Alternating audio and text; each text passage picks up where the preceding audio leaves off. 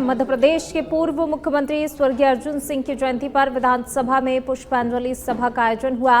विधानसभा अध्यक्ष नरेंद्र सिंह तोमर, मुख्यमंत्री डॉक्टर मोहन यादव ने प्रदेश के पूर्व मुख्यमंत्री स्वर्गीय अर्जुन सिंह की जयंती पर विधानसभा के सेंट्रल हॉल में उनके चित्र पर पुष्पांजलि अर्पित की। इस अवसर पर नेता प्रतिपक्ष उमंग सिंघार, पूर्व विधानसभा अध्यक्ष गिरीश गौतम, पूर्व प्रोटेम स्पीकर रामेश्वर शर्मा, स्वर्गीय अर्जुन सिंह जी के बड़े पुत्र अभिजीत सिंह, पुत्र अजय सिंह, विधानसभा के प्रमुख सचिव अरविंद शर्मा मौजूद रहे। तो देखिए, विधानसभा में अर्जुन सिंह को याद किया गया। इस दौरान सीएम और कई नेता जो हैं मौजूद रहे और सभी ने पुष्पांजलि अर्पित की। पूर्व मुख्यमंत्री स्वर्गीय अर्जुन सिंह को सभी ने पुष्पांजलि अर्पित करते हुए उनके द्वारा किए गए कार्यों को भी याद किया। तो देखिए, बड़ी संख्या में नेता मौजूद रहे और सभी ने पूर्व सीएम अर्जुन सिंह को याद करते हुए उन्हें पुष्पांजलि अर्पित की, उनके कार्यों को याद किया गया। तो भोपाल से खबर आपको बता रहे हैं, पूर्व मुख्यमंत्री स्वर्गीय अर्जुन सिंह की जयंती और विधानसभा में सभी ने अर्जुन सिंह को पुष्पांजलि अर्पित की, उनको याद किया, उनके द्वारा किए गए कार्यों को याद किया। और इस दौरान जो है कई नेता मौजूद रहे और सभी ने उन्हें पुष्पांजलि अर्पित की।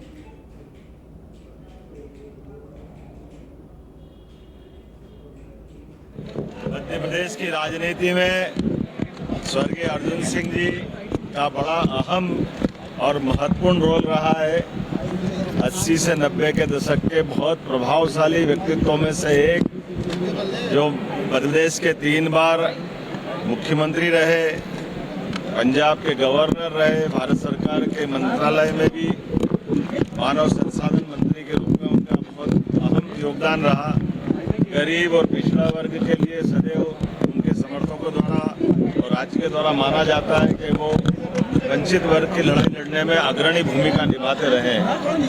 मैं उज्जैन से आता हूँ, मुझे इस बात का भी स्मरण है, सांदीपनि वेद विद्या प्रतिष्ठान, जिसके माध्यम से भारत सरकार के द्वारा उज्जैन में इस संस्थान का खोला जाना और जिसके माध्यम से पूरे देश के अंदर वेद पाठी बच्चों को वेद पढ़ने के लिए प्रोत्साहित करना और वेद पढ़ाने और पढ़ने वाले विद्यार्थियों के लिए गुरुकुल, उसके सारे खर्च की व्यवस्था, और उससे आगे बढ़कर के मानव संसाधन मंत्री या शिक्षा मंत्री कोई भी बनेगा, उसकी चेयर उज्जैन में स्थापित करके उन्हें एक तरह से ऑफिस की अपनी एक व्यवस्था उज्जैन। निश्चित तौर से एक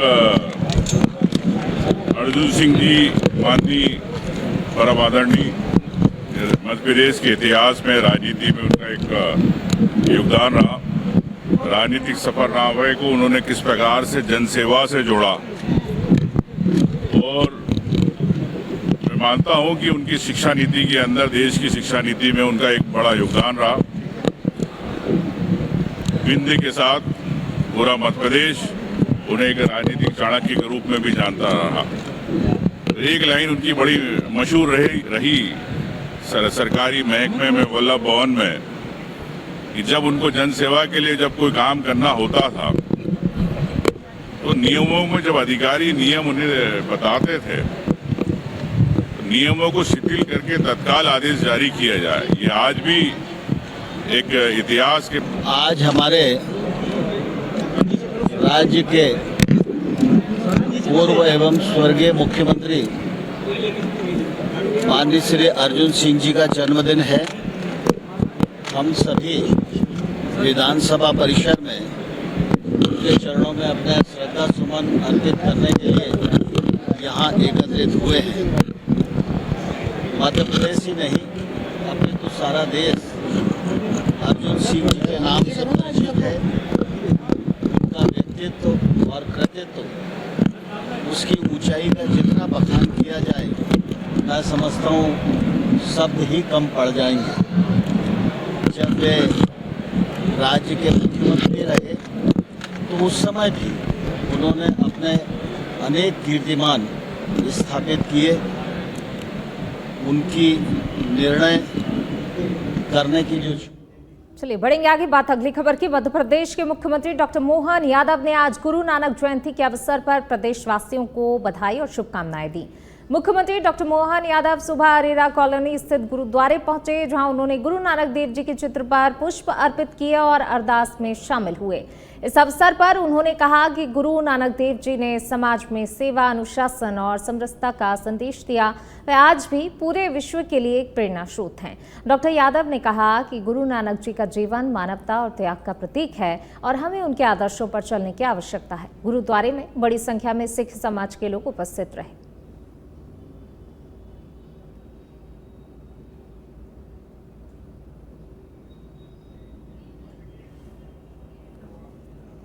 तो गुरु नानक जयंती और इस अवसर पर देखिए मध्य प्रदेश के मुख्यमंत्री डॉक्टर मोहन यादव सबसे पहले गुरुद्वारे पहुंचे और उन्होंने वहां पर मत्था भी टेका, अरदास में भी शामिल हुए। गुरुद्वारे पहुंचे डॉक्टर मोहन यादव। मध्य प्रदेश के मुख्यमंत्री भी जो है गुरु नानक जयंती पर नमन करने के लिए गुरुद्वारे पहुंचे थे। वहां पर उन्होंने मत्था टेका, नमन किया और साथ ही अरदास में भी वहां उपस्थित जनसमूह के साथ शामिल हुए। अरदास के अनुशासन और समरसता का यहां पर संदेश भी दिया। तो देखिए पूरे ही जो है देश में, प्रदेश में गुरु नानक जयंती बड़े हर्षोल्लास के साथ मनाई जा रही है और इस अवसर पर मध्य प्रदेश के मुख्यमंत्री भी जो हैं गुरुद्वारे पहुंचे, मत्था टेका। देखिए यहाँ पर जब वो गुरुद्वारे पहुंचे तो यहाँ पर जो है लोगों का हुजूम उमड़ा और यहाँ से उन्हें फिर अंदर भी ले जाया गया, जहाँ पर उन्होंने गुरुद्वारे में अरदास की, अरदास में शामिल हुए, मत्था भी टेका।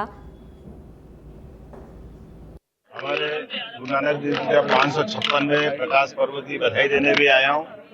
और गुरु नानक जी महाराज ने अपने सेवा, जप कीर्तन और सामाजिक समरसता के लिए जो काम किया और पूरे देश और दुनिया के अंदर एक सतनाम जिस प्रकार से उनने अपनी मार्ग दिखाया, मुगलों के, अंग्रेजों के, अफगानियों के उस आतंक के दौर में भी उन्होंने सच्चे अर्थ में हिंदू धर्म के साथ पूरे समाज का जो मान बढ़ाया, मैं विनम्र स्मरण भी करता हूँ।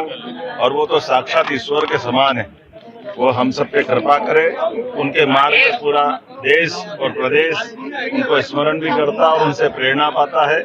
मेरी मध्य प्रदेश सरकार की ओर से प्रकाश पर्व की आप सबके माध्यम से प्रदेशवासियों को, देशवासियों को बहुत बहुत बधाई। एक घोषणा और मैंने की है, गुरु तेग बहादुर जी का भी 350वां। वहीं शिवपुरी के पिछौर में कार्तिक माह के पवित्र समापन के साथ आज भक्ति और उल्लास का एक अद्भुत नजारा देखने को मिला। एक महीने से लगातार भगवान श्री कृष्ण की आराधना, पवित्र स्नान और कठोर व्रत में लीन रहने वाली सखी समूह की महिलाओं ने आज अपने व्रत की संकेत की गांठ खोली। एक माह तक इन सखियों ने सुबह ब्रह्म मुहूर्त में स्नान, विशेष पूजा अर्चना और केवल एक समय भोजन का नियम निभाया। इतना ही नहीं, व्रत की कठिनतम परीक्षा के रूप में उन्होंने 5 दिन तक केवल फलाहार पर रहकर अपनी अटूट निष्ठा का प्रमाण भी दिया। तो सखियों ने खोली संकेत की गांठ। देखिए पूरे 1 माह तक जो है ये व्रत पूजा अर्चना का दौर चला और इसका समापन भी उसी उत्साह, उमंग, उल्लास के साथ किया गया। ये कार्तिक माह का मतलब जो कार्यक्रम चल रहा है और इसमें विशेष प्रकार से नियम कानून से पूजा पाठ होती है। ये 1 माह का होता है जिसमें पंचमी से गांठ बन जाती है, जो एक कार्तिक माह का आधार होता है। उसके से आज पूर्णिमा तक, वो 1 माह तक हो जाता है जी। चलिए बढ़ेंगे आगे, बात करेंगे पन्ना की, जहां जिले में विगत दिनों हुई अतिवृष्टि से किसानों के खेत में खड़ी धान की फसल पूरी तरह से नष्ट हो गई। धान की बालियों में कंडवा रोग फैलने से दाना काला पड़ गया, जिसको लेकर ब्लॉक कांग्रेस कमेटी देवेंद्र नगर ब्लॉक अध्यक्ष आनंद शुक्ला के नेतृत्व में किसानों ने तहसीलदार को कलेक्टर के नाम ज्ञापन सौंपा, जिसमें तत्काल नुकसान हुई फसलों का सर्वे कराए जाने सहित क्षतिपूर्ति दिलाए जाने की मांग की है। इस दौरान सेवक दल के जिलाध्यक्ष राम बहादुर द्विवेदी, रामकरण पांडे, जय कुमार कुशवाहा, अजय जैन, लालजी बागरी, जावेद खान सहित कांग्रेस के कई पदाधिकारी और कार्यकर्ता उपस्थित रहे। तो देखिए अतिवृष्टि के कारण फसलों को नुकसान पहुंचा है और इन्हीं फसलों के नुकसान की भरपाई की मांग जो है इन किसानों की तरफ से की जा रही है। छिंदवाड़ा के परासिया में हुए कफ सिरप मामले में 7वीं अभियुक्त ज्योति सोनी को कोर्ट में पेश किया गया। वहीं पुलिस ने अभियुक्त ज्योति सोनी से पूछताछ के लिए रिमांड मांगी। न्यायिक दंडाधिकारी द्वारा अभियुक्त को 3 दिन की रिमांड पर पुलिस को सौंपा गया। परासिया न्यायालय में कफ सिरप कांड में आरोपी डॉक्टर प्रवीण सोनी की पत्नी और अपना मेडिकल की प्रोपराइटर ज्योति सोनी को एसआईटी ने कड़ी सुरक्षा के बीच कोर्ट में पेश किया। इस दौरान पीड़ित परिजनों ने विरोध प्रदर्शन भी किया। बढ़ेंगे आगे और अब बात करेंगे बेमित्रा की, जहां सोशल मीडिया पर एक बार फिर विवाद ने जमकर तूल पकड़ लिया है। जिले में सिंधी समाज से जुड़े हुए युवक पर अभद्र टिप्पणी करने का मामला सामने आया है। मामला गरमाने के बाद जोहार छत्तीसगढ़ पार्टी के जिलाध्यक्ष राजेश पटेल ने मोर्चा संभालते हुए अतिरिक्त पुलिस अधीक्षक बेमित्रा को ज्ञापन सौंपा है और आरोपी के खिलाफ सख्त से सख्त कानूनी कार्रवाई की मांग की है। राजेश पटेल ने कहा कि सिंधी समाज की सुमित वीरानी की ओर से पहले से शिकायत दर्ज कराने के बावजूद आरोपी सोशल मीडिया पर लगातार गाली गलौज और आपत्तिजनक पोस्ट कर रहा है। ये कृत्य न केवल कानून का उल्लंघन है बल्कि इससे समाज में तनाव और अशांति फैलने की संभावना भी है। 29 तारीख के संवैधानिक तरीका से बेमेतरा में जो सिंधी समाज के वो लड़का हमार केंद्रीय अध्यक्ष सम्माननीय अमित बघेल जी ला बहुत अपशब्द गाली गलौज करिस सोशल मीडिया के माध्यम से। ओखर सूचना हम 29 तारीख के दे रहे हैं और अभी तक पुलिस प्रशासन द्वारा कोई कार्रवाई नहीं करेगी। फिर से आज कोई बीच में फिर दोबारा वो सिंधी समाज के लड़का के द्वारा अभद्र भाषा के उपयोग करके अमित बघेल जी ने व्यक्तिगत रूप से गाली गलौज करी। अगर आप लोग करना है तो संवैधानिक तरीका से करो, चाहे आप जुलूस निकालो, प्रोटेस्ट करो, कुछ भी करो, लेकिन व्यक्तिगत रूप से आप संविधान के हिसाब से करो तो ठीक है, व्यक्तिगत रूप से करना उचित नहीं है। जैसे कि आप जम्मू झलना पता है कि पूरा प्रदेश में अभी उथल पुथल मचे हुए है और हमारे जोहार छत्तीसगढ़ पार्टी के केंद्रीय अध्यक्ष सम्माननीय अमित बघेल जी के ऊपर नाना प्रकार के आरोप लगा के बिना कारण के भी संवैधानिक तरीका से भी होते ओकर हम समर्थन करतन। लेकिन आज 29 तारीख को कोई हमारे बेमेतरा के सिंधी समाज के लड़का, कोई सिंधी समाज के युवा मोला निजी मोर मैसेंजर में माँ बहन के गाली दे रही से, जेकर पूर्व शिकायत हमन एसपी साहब ला करे। लेकिन आज बढ़ेंगे आगे, बात करेंगे छत्तीसगढ़ की, जहां नारायणपुर से खबर आपको बता रहे हैं। अबूझमाड़ में शीर्ष माओवादी नेताओं के सेफ जोन में जवानों ने एक और कैंप खोलकर सुरक्षा और जन सुविधा का परचम लहराया है। एक साल में नारायणपुर जिले के अबूझमाड़ में 13वां कैंप स्थापित किया गया है। पुलिस और बीएसएफ की 129वीं बटालियन द्वारा खोले गए कैंप स्थापित होने से ग्रामीणों को नक्सल हिंसा में मदद मिलेगी। ग्रामीण अब निर्भीक होकर सरकारी योजनाओं का लाभ भी ले सकेंगे और खुलकर अपना जीवन यापन कर सकेंगे। खबर अलवर जिले के राजगढ़ से है, जहां चंदुपुरा में किसानों ने फिर से 2 ट्रॉली प्याज को नदी में फेंक दिया है। इससे पहले भी किसानों ने 4 ट्रॉली प्याज नदी में फेंक दिए थे। दरअसल मंडी में प्याज का भाव इतना ज्यादा गिर चुका है कि किसानों को अपनी उपज का परिवहन खर्च और कटाई मजदूरी भी निकालना मुश्किल हो गया है। किसानों का कहना है कि उनकी मेहनत का उचित मूल्य क्यों नहीं मिल पा रहा है। वहीं किसानों ने कहा कि ऐसे ही हालात रहे तो किसान कर्ज में डूबेगा और आत्महत्या करने को मजबूर हो जाएगा।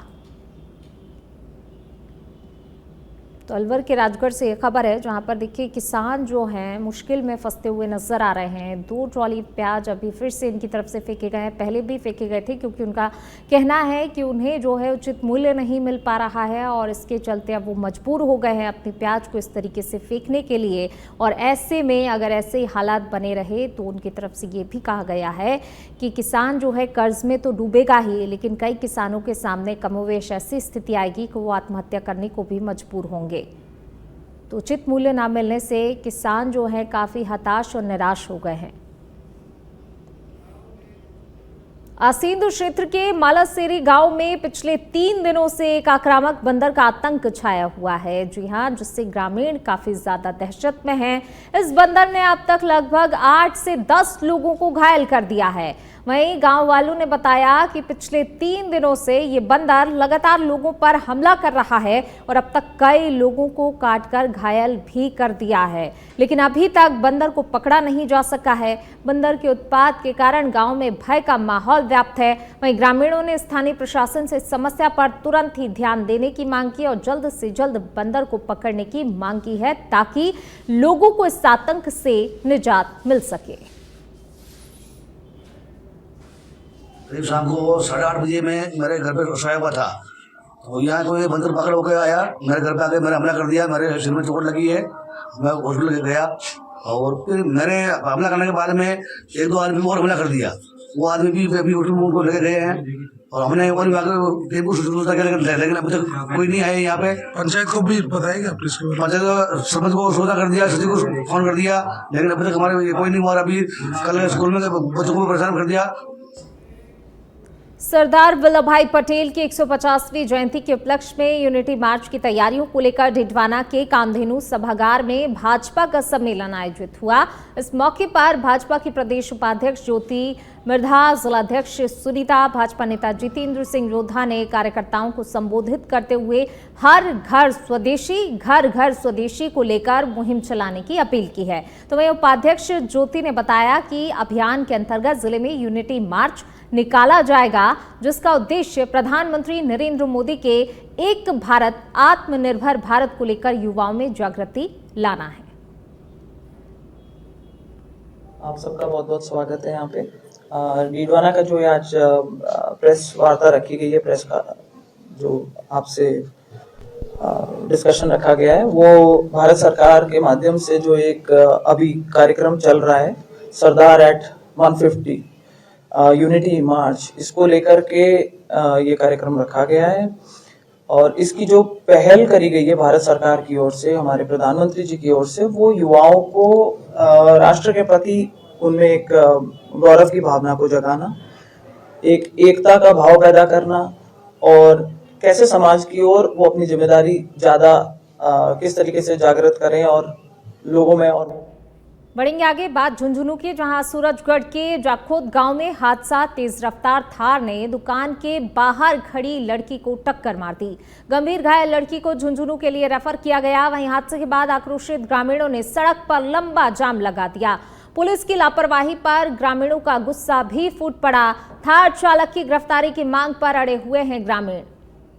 तो देखिए, तेज रफ्तार का कहर यहां पर देखने को मिला है। जाखुद गांव में यह हादसा हुआ है। थार ने दुकान के बाहर खड़ी लड़की को जोरदार टक्कर मार दी। ये तस्वीर सामने आई है, सीसीटीवी फुटेज सामने आया, जिसमें देखिए किस तरीके से टक्कर मारती हुई ये थार निकलती चली जाती है। और इसको लेकर ग्रामीण जो हैं, जो वहां पर मौजूद लोग हैं, स्थानीय रहवासी, वो काफी ज्यादा आक्रोशित है। वाहन चालक की गिरफ्तारी की मांग कर रहे हैं। ये धरना प्रदर्शन और ये चक्का जाम करने की नौबत ही नहीं आती, क्योंकि जब यहाँ से एक्सीडेंट करके गाड़ी निकली तो थाने में फोन हो चुका था कि यहाँ से एक गाड़ी ने एक्सीडेंट करके सूरजगढ़ की तरफ आ चुकी है। तो वो गाड़ी टोल क्रॉस किया है, तो इसका मतलब सूरजगढ़ क्रॉस करके ही तो गई है। अगर चाहती पुलिस तो वहीं सूरजगढ़ में पकड़ लेते और उसको गिरफ्तार कर लेते, तो हमें नाकाबंदी करने की आवश्यकता कहाँ पड़ती है। तो पुलिस प्रशासन तो उनसे मिली हुई है, नाकाबंदी तो पुलिस ने करनी चाहिए थी। पुलिस को